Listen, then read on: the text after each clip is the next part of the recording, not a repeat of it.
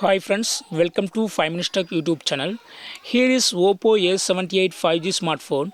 In this video, you will learn how to fix Wi-Fi connection problem in your phone Oppo A78 5G. If you face any Wi-Fi connection problem, just follow this video and you can solve it yourself. Okay, what you have to do is just go to the settings of your phone first, then go to additional settings, and here select backup and reset, and here select reset phone and click on reset network settings. It will reset Wi-Fi and other network problems. Okay, you can verify your identity. You can either use fingerprint or password. Just I click on password and I draw my screen lock password. Okay, yes, reset network settings. Click on reset network settings and resetting will be going on. Just wait.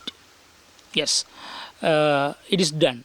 So now your Wi-Fi connection problem will be resolved. You can easily connect your phone through Wi-Fi to other devices. Okay, that's all friends. Thanks for watching. Bye.